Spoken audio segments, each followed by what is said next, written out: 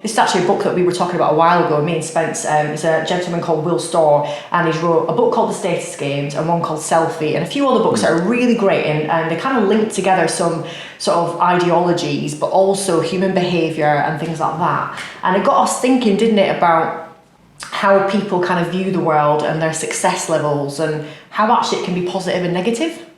So in the book, he actually names 3 types of games that we can play as humans. The first game was a dominance game, which I suppose sounds quite harsh, doesn't it? Dominance. Yeah, so it's more about, for you know, you want to impose dominance on that situation, that person, whatever it might be. And it's quite aggressive because you want to be a winner. Is that what we're saying? Yeah, a bit of a bulldozer, but it could actually be used for a negative reason. I mean, we're talking as strong as war, you know, but sometimes it's behavioural and it's trying to control and manipulate and all those things. So it doesn't sound good, doesn't it? And definitely doesn't sound like one that we can turn into a positive, for definite. Then the second one is the success games.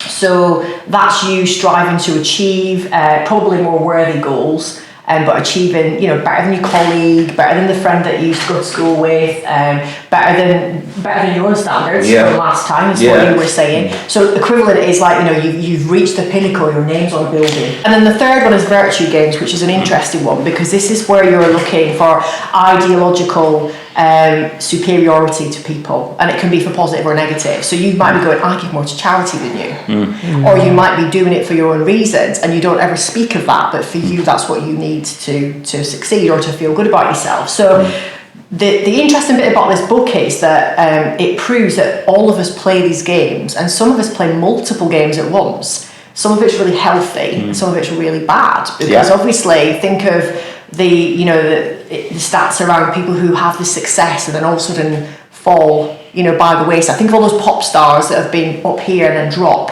and their mental health and how it affects them. And you could probably think of a friend actually that, you know, things have happened. Well, when you start talking about influences and your sort of or our own personal experiences of things like this, as James said, that he's quite competitive. I'm sort of the opposite. I'm not very competitive at all, really. It doesn't matter to me whether I win or lose. It's how we play the game that's important to me. Yes. Yeah. So I remember when I was younger, I had a number of, at the time I felt they were positive influences. I felt they were role models. You know, you get that little thing inside you when you go, I admire that in you. I wish I was a little bit more like you. And then a little further down the line, it's like, you know what, I want to be like you. Yeah, of course. I like the cut of your jib.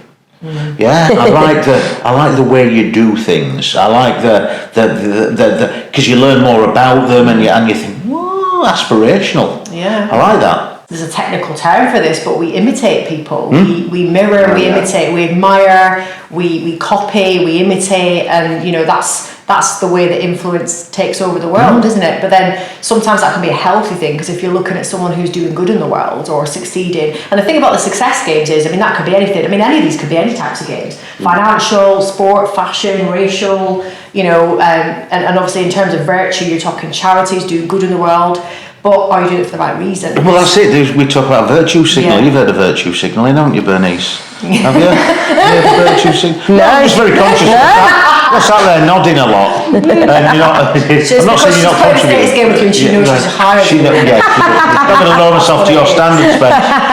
So, virtue signalling. Now, when we're going on to things like LinkedIn, I find it particularly LinkedIn, to be honest with you, where somebody has done it, he's given a big bunch of cash or something to a homeless person, and the only reason we know that is because somebody caught it on camera. Just by chance. Just by chance. And then it found its way from the camera on social media. No, look at me doing this selfless thing. Well, it's not really selfless, is it? And this is the thing, you can look at it both ways, right? With that game, does it matter? Because that charity or whoever it is have got something from that, and he feels better for it or she feels better for it. So actually, everyone wins. I firmly believe that this comes down to our own interpretation. Exactly. Because as you say there, well, what harm is there? For me, it's disingenuine. I get it. For me, it's not congruent. It's not totally.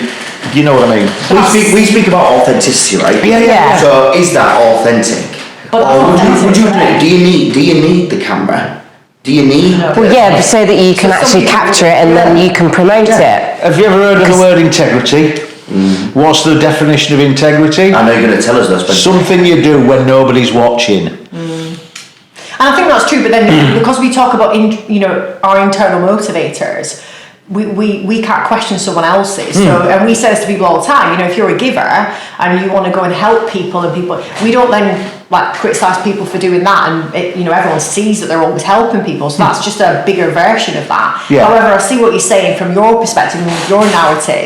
That doesn't sit well with you. Yeah. You might think, right, well, I wouldn't play that virtual game, but everybody plays a success game at some point in their life. You will come across someone, and the first thing your brain does is go, am I higher or lower status than this person? You don't even realise it. That's what your brain does straight away. Yeah. And, am I better or worse? Am I richer or poorer? Do I have a better car or worse car? There's all these little things going on all day. Yeah. And you don't realise until you actually kind of connect with it like we are now, that plays a part in your mental health, because you're forever sort of looking at the world through that lens thinking, should I be better at the pecking order in Yeah, my I've life? done Should that. I have Yeah, I've that done car? The neighbour's got a car. Oh, I need to get a new car, and I've got a better job than them. Why have they got that? That's dragging in the expectations versus gratitude thing It again, totally isn't is, it? yeah. And again, that's something that amplifies this, or has the capacity to amplify this, Yeah. and impact on our mental health.